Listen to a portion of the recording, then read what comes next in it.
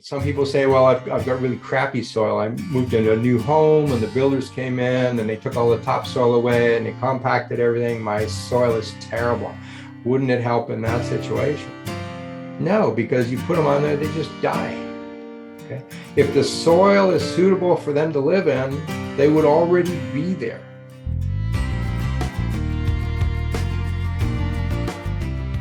How can gardeners increase the microbe population in their soil? What can they do to rectify that?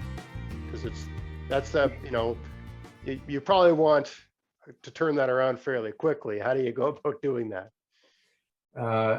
You don't. Okay, this is not something you can do quickly. Right. All right.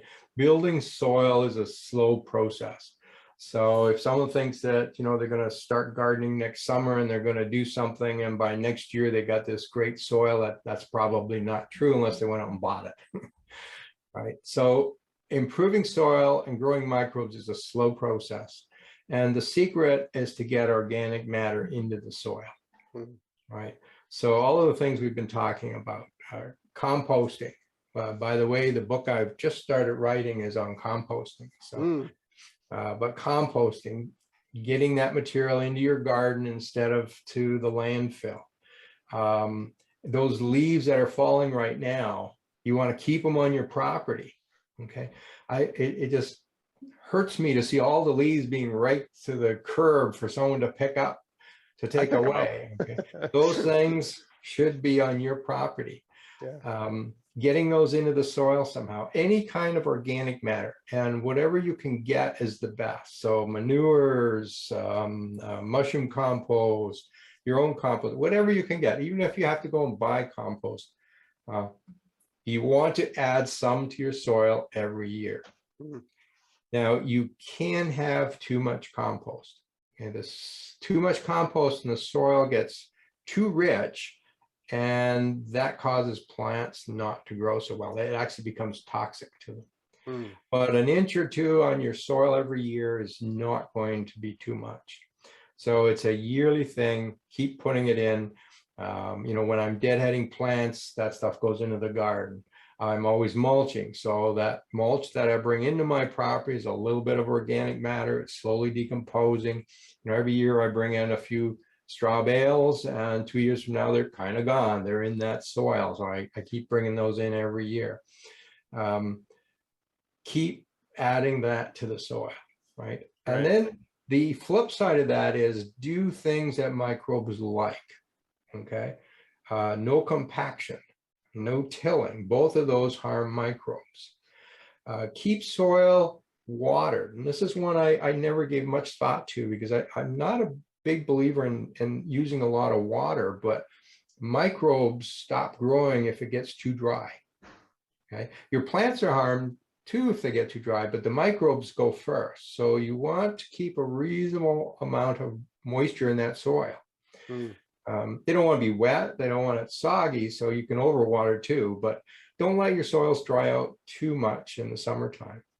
And their food is organic matter, so just keep throwing in the organic matter.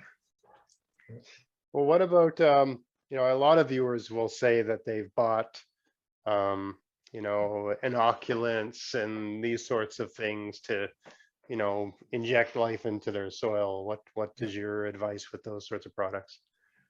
Yeah, in fact I just the last couple of days I spent a lot of time on Bakashi web group Facebook groups. And everyone's talking about all these microbes. We keep adding these microbes to the soil, and it's the biology is getting so good. So here's a fundamental concept that I think people don't understand. The soil, whatever it is, crappy, great, fantastic, doesn't matter, holds a certain amount of microbes. Okay? It's kind of like a football stadium. Right? The football stadium holds 40,000 people. That's all it holds. Okay? If another 10,000 show up and want seats, they don't get seats because there's no space for them. And the soil works the same way. You cannot throw in a bunch of microbes and think they're going to make a difference. Whatever our soil is, it's saturated with microbes. Okay. When it gets cool, like this time of year, they start dying off and we get less of them. Next spring, as the soil warms up, they multiply and we get more and more of them. Okay. We add some organic matter, we get more and more of them, but it's always saturated. And they grow so quickly that they saturate very quickly. Throwing some extra in makes no difference.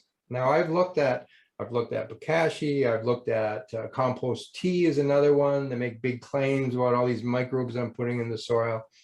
I have yet to find a single study that shows those microbes do anything in the soil, except in some very specific diseases. And there are a few diseases where some studies have shown some positive results. Right. But as far as increasing the number of microbes in your soil, as far as increasing the quality of your soil, they don't do anything because they're going to be outcompeted with what's there. Right. And the number of microbes in soil is so huge. Okay, like a little speck of soil in the palm of your hand can have 1 billion bacteria in there. Okay.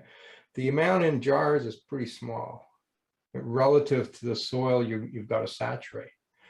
So I think that whole concept of adding microbes to the soil is completely wrong. Some people say, well, I've got really crappy soil. I moved into a new home and the builders came in and they took all the topsoil away and they compacted everything. My soil is terrible. Wouldn't it help in that situation? No, because you put them on there, they just die. Okay. If the soil is suitable for them to live in, they would already be there. Right? They're floating all over the place. Every time you take a breath, you suck in microbes.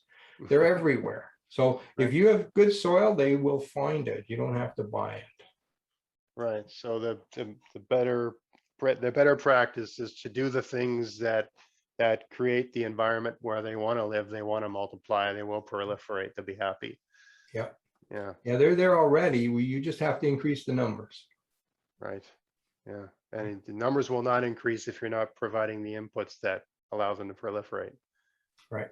Right. And then and not just the inputs, but the environment, maintaining the environment that they prefer. Yeah. Yes. Yeah. Lots of air, lots of moisture, and lots of food. That's what I need. Well, actually, if you think about it, particularly bacteria, they're not a lot different than us. They sort of eat the same things almost, except we can eat a whole carrot and they can only eat the molecules off a carrot. But their metabolism in many ways is similar. They breathe in oxygen and give off CO2. As they metabolize, they give off heat. They fight each other. There's wars between them. They move around. They're not that different. Not that different. And I've met some people that remind me of bacteria. And some of them are even smarter than some people I know. That's very possible.